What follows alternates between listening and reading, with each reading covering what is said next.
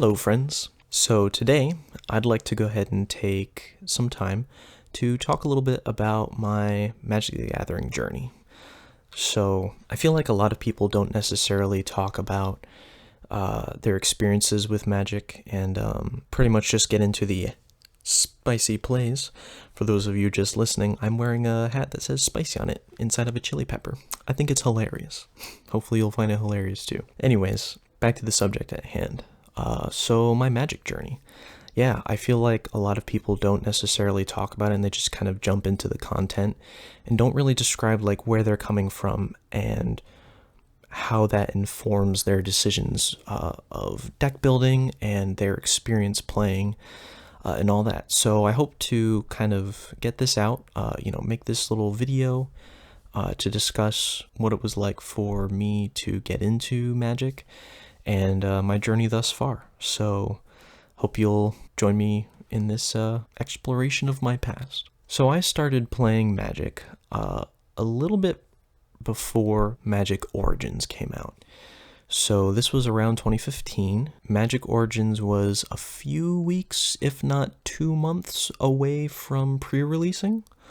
So let's see, at the time, the other sets were out. I believe, if I remember correctly, Fate Reforged had recently come out because it was Khan's Fate Reforged Dragons, or I don't actually know the order because I came in after the fact, but all I remember was that M15, Dragons of Tarkir, Fate Reforged, and Khans of Tarkir were out at the time, and I guess it would be the standard environment.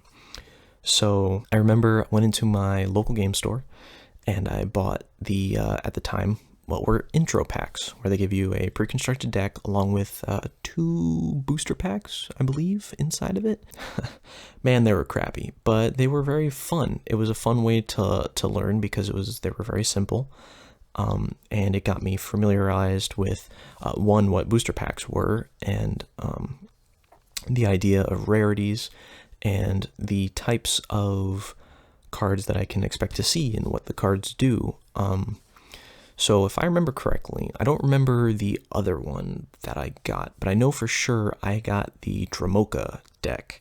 So it was Selesnya, green-white, and it had Dromoka as the front card. I don't remember what she did, because there's 2 versions. I think it was Dromoka the Eternal, I want to say. I think that was the version that I ended up with. That was the foil rare that was, at the front of the intro pack. And I think I got another one.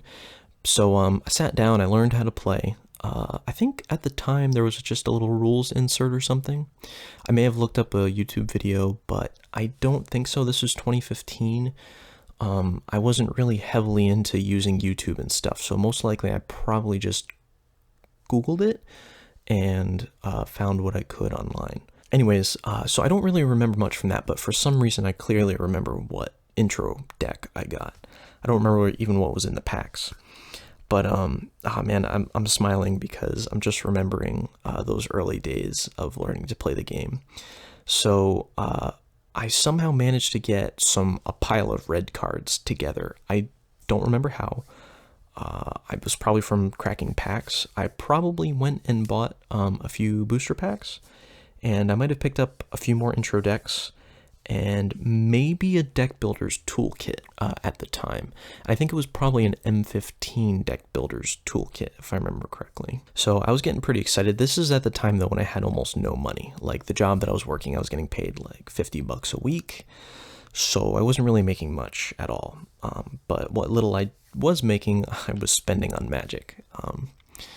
So I was only able to buy a few things here and there. But I do remember I put together a red deck, a mono red deck. I don't think I went double color, but I played that mono red deck. It had like Borderland Marauder, Lightning Strike, other things like that. So for those of you listening and maybe not familiar with the cards, Borderland Marauder, I believe, is 1 in a red for a 1/2 that when it attacks, it gets +2/+0 until end of turn. So it's a 3/2 for 2. Pretty good. Also, Lightning Strike is 1 in a red for an instant that says deal 3 damage to any target. So it was that kind of stuff, you know. I didn't have full playsets. I don't think I even really knew what a full playset was. Actually, I take that back. I did, because I'm one for looking at rules and understanding things. And it has definitely shown more as I've discovered more board and card games and stuff. I like pouring through the manual and finding out, like, okay, if we're not sure if this and this works, then let's see if we can find out and you know, figure out the rules so that we know moving forward. So if we run into it, we'll be able to solve it again instead of just, you know, whatever. So I remember after building that red deck, I went into blue and I almost didn't look back. That's right. I'm a degenerate control player. I have since done many other things, but to me, there's still something special about just telling my opponent, no, you're not allowed to play the game. So yeah, I went from burn to control. Again, I didn't even know what made control. I just knew it was awesome. Casting cancel and then watching my dad's face become sad. So anyway, yeah, I took that time while I was learning. I taught my dad how to play, and we were learning together. And I think I taught my mom too, a little bit. She wasn't quite as interested. My dad was interested, and so we found out from the local game store that, you know, a pre-release was coming up, and we're like, ooh, what's that? And so, you know, the owner told us about it and what it was, and we're like, cool, really? That's only $25 or whatever to be able to play in this cool event? And he was like, yeah, you know, it's very friendly. It's, you know, this is the first look at the game pieces, being able to play with the cards, so it's really fun, very loose, casual, you know. So we signed up for it. This was like 3 weeks, a month into learning Magic, maybe. But like as the time was getting closer, like I was getting excited, but I was also nervous because, like, what if I don't know the rules and stuff? But I have pretty much only fond memories of that first pre-release, and funnily enough, I've only been to maybe 2 more since then. It was a long time before I went to another pre-release after that one. Not because it was bad, just, I don't know, I was doing other stuff, you know, I was having fun trying out other things, and it does cost money to go to pre-releases, and it's also much better if you have somebody else to go with, you know, like I did that time. It was me and my dad. So we went there, and I'd like to just take a little bit to tell the story of the pre-release, if that's okay. I know I'm trying to tell the larger story of my Magic journey, but this one holds a particularly fond memory in my heart. Again, I don't remember the exact details. All I remember is I went 0-3 because, you know, I was new, but I didn't care at all, and I still don't care when I lose and stuff. I don't care as long as I've had a fun time, met cool people, had a blast. To me, it's worth it. You know, $25 to just have a great time. You know, that's so much different than paying $25 to go to the movie theater, because you're just sitting there watching a movie. But with this, it's like $25 to interact with people and to joke and have fun and cast some spells, play some Magic. It's just great. So we went in, and it was a pretty good turnout. You know, there was I want to say maybe like 35 people or so, 30 people, 35 people, something like that. All I remember were that in the small game store, the 6 or so tables, 6-foot tables, which held 3 matches each, was filled. So that's 18 times, yeah, so it's about 35 people, about 35 people.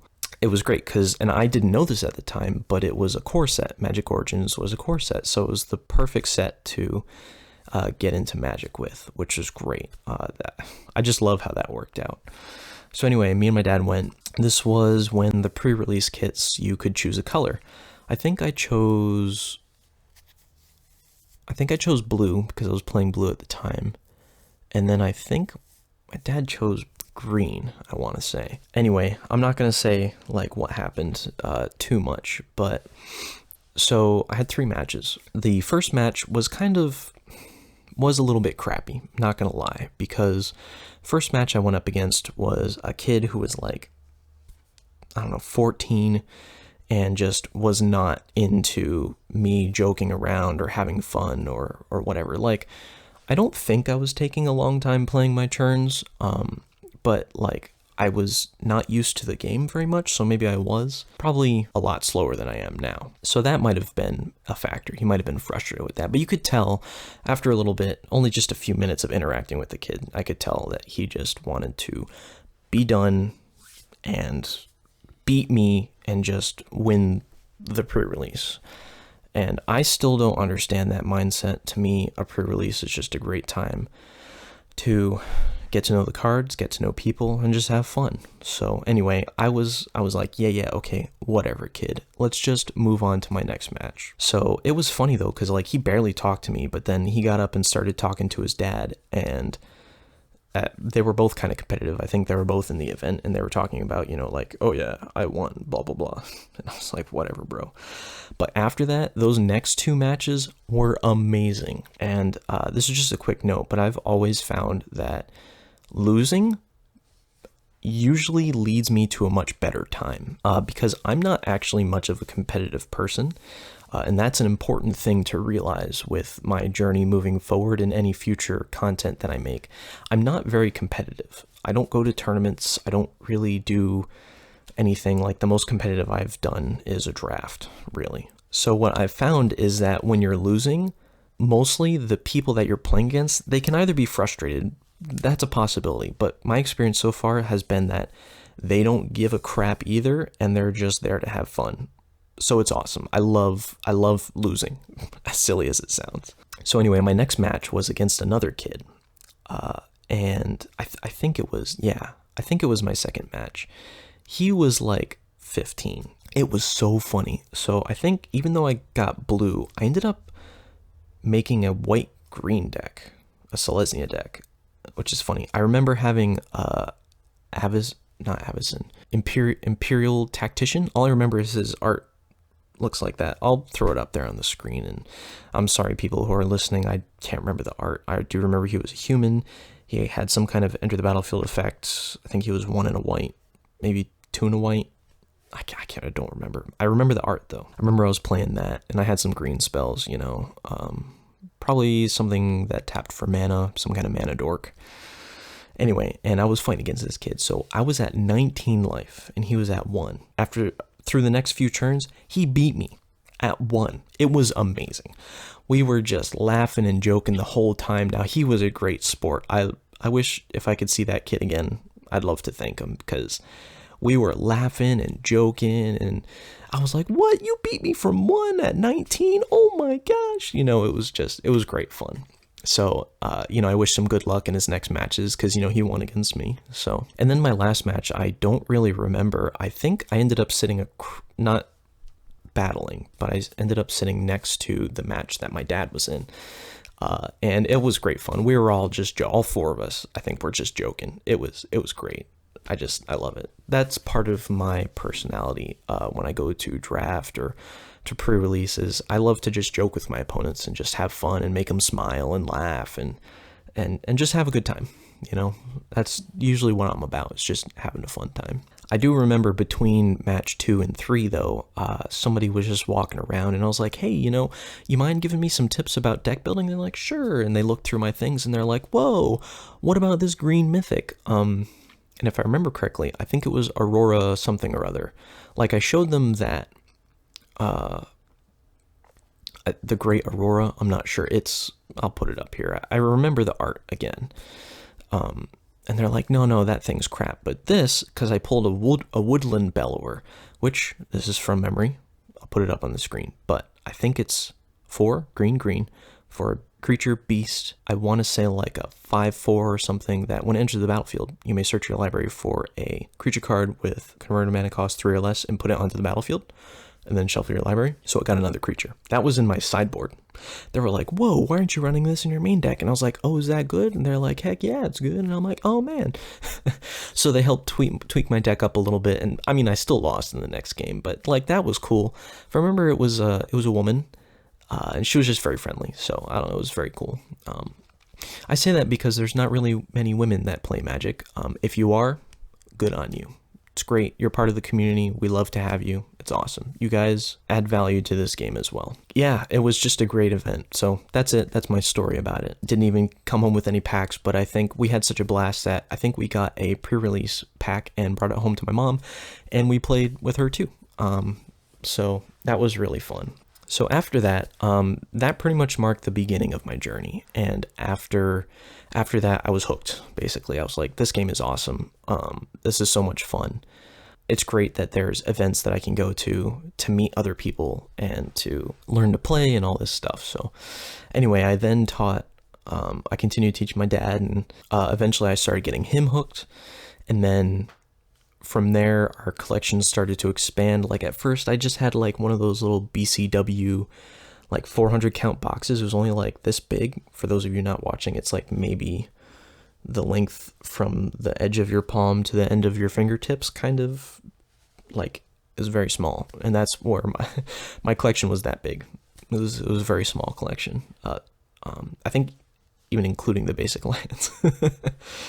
And we started to build decks, and I remember we went up to go visit a relative, and we brought our decks and we played, and they're like, whoa, what is that? And we're like, oh, this is Magic the Gathering. This is so much fun. And they're like, oh, that's cool. So yeah, our collection began to expand and grow. We realized quickly, though, after buying in bulk, that that's not really a good idea. So we were buying bulk cards, like 1,000 at a time, and we'd go through them. I remember the first few that we got, this is like, oh, this is pretty cool. Like there was maybe some that had like 6.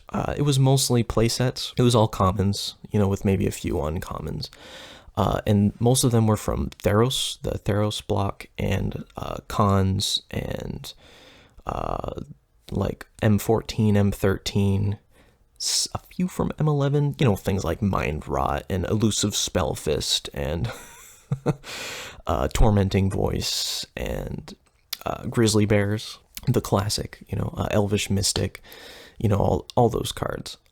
So we started to realize, though, once we moved past maybe the first few thousand, we just kind of started to continue to get the same things, or realizing, wow, these cards are not actually that great. So that was a struggle, trying to get the collection organized. Like we had so many cards. We were trying to figure out how to get everything sorted. It was almost a nightmare. It was around this time, though, that I discovered Tolarian Community College. Shout out to you, Professor. This was back when you were still doing the sleeves and deck box reviews, when you were in your old basement office, back when nobody knew your name. It was just, you were a big help to learning how to play, how to properly sleeve and protect our cards, and what the greatest deals were on stuff, allowed us to save our money, which was great because both me and my dad just didn't have much money at all. So the money better spent was money better spent. So anybody who would like any of that information, just head over to Tolarian Community College. I mean, he's a wealth of information. So anyways, there's a whole bunch of specifics that I can get into. Eventually, we figured out a way to sort our collection. At first, it was like creature, non-creatures sorted by color, and then mana cost, and within that mana cost, alphabetical. Now, this was many years later. Like I did this last year, the year before. I went through the entire collection. We had around 18,000 cards, and that's including all the copies. We had so many cards. So what I did is I went through and I turned the entire collection into a singleton collection for what was in the boxes. Now, if there were things in decks, I was still only keeping the singleton here, but if there was I had a negate in the collection and then a negate in a deck, it didn't matter. I wouldn't cut the negate from the collection. I would still keep it. So I would end up with multiples of some things because they were obviously useful. So that was the way I fixed what if I want several for a deck or something. It also helped that a lot of my cards were commons and uncommons, so if I needed more, it's it's only 10 cents or something. Anyway, that was farther on down the line. I'm not really skipping ahead of myself because honestly, that whole period between then, me and my dad would play Magic and we would try to build from our own collection, but then I started to build from outside of my collection. I would play test cards. I also worked out of the country for a little while, and while we were doing that, we played on Cockatrice. Cockatrice or untap.in. I don't know if they're still around, but they were free ways to play Magic that had all the cards, but you just had to like manually move the cards around and stuff. It was basically like a virtual tabletop, really, is all it was. And it helped you move through the phases and stuff, but it didn't really like do rules interactions for you, like, you know, okay, well, I have to sacrifice this, or you kill it, or it goes to the graveyard, and you know, and we'd be I wasn't able to call because I was in another country, but we would open up Untap had a text a chat area, and I think Cockatrice did too, if I remember correctly. And so we were using that, and it was fun. And there was some issues because I was building from outside the collection, but my dad wasn't, so we had to like learn to either choose a format or pick some form of way of choosing so it was fair, you know, because I was doing stuff like playing like a ridiculous Gruul deck that just made him destroy everything and stuff, and he's like, bro, I'm playing mono black lifelink death touch, like, come on, man. And I'm like, all right, you know, that's fair. So anyway, after that, there was a period where I quit Magic for a few months because it was kind of taking over my life. Like, you know, I was thinking about it all the time, and I was deck building, and I was spending a lot of money on it. Not ridiculous, because again, I was still only making like 50, maybe $100 a week, you know, nothing crazy. But it was taking it up enough in my time. I was like, okay, I just need to let it go for a little bit. But the thing is, I had to treat it like I was permanently letting go, because in my mind, if there was any semblance of me like, well, what if I get back into it, then I wouldn't have the change of mindset to reset myself back. So I came back to it a few months later, and by that time my dad kind of lost interest, and we started playing other games like Pokemon. We started playing more board games, and so that's kind of where it's been and where it is now. I found a coworker to play some Magic with. I've started a little Magic community at my work of just, you know, playing Commander, playing, hopefully I want to do draft, cube draft, eventually, but like 60 card Magic, 7-point Highlander, Fat Stack, which I want to talk about in a video, later. Not this video, but later. So yeah, that's pretty much been my journey. My journey was pretty much fraught with like how to save money. I'm not very competitive. I came from humble beginnings. I've only been playing Magic for about 7 years, since 2015. That's 2022 now. But yeah, that's my journey. So any future content I make, hopefully that sheds some light on the stances that I take and the approach that I take. One last thing to say is I'm very much like, I am a deck brewer in that I like taking really stupid ideas and seeing if I can make a deck out of it. Now, I am not a good deck builder, but I try. So that's one thing to note. I am probably not going to do very many deck tech, quote unquote, videos, but I probably will talk about my general deck building process and how I go from an idea to something like that. But just know that I am not actually a very good deck builder. Now, I'm getting better, but because I don't play competitively, I think I do miss out on the forged in the fire, if you will, characteristic of somebody who is a much better deck builder. I am doing things like I recently, finally, after like 5 years of wanting them, finally got the Next Level Magic and Next Level Deck Building by Patrick Chapin. I've been reading through the deck building one so far, and it's pretty good, so I'm excited to be able to maybe get some tips from that. Anyway, I'm rambling on now. That's pretty much what I wanted to talk about, and that's my story. So maybe some of you can relate. If you have any fun memories from things like pre-releases or draft that you want to talk about, or maybe how you got started, or what your fondest memory is, and maybe what some of your favorite cards were. Like for me, I remember seeing like, wow, Grizzly Bears, a 2/2 for 2? This is crazy. Thinking that that's a great card, you know. Now I know that it's really just the vanilla-est of creatures, and it's a great way to judge cards. But anyway, if any of you have anything that you want to talk about, leave it down in the comments below. I may or may not respond. I don't really like using YouTube very much. I don't like social media, so I might not respond very much in the comments, but you never know. So yeah, with that, I must say adieu.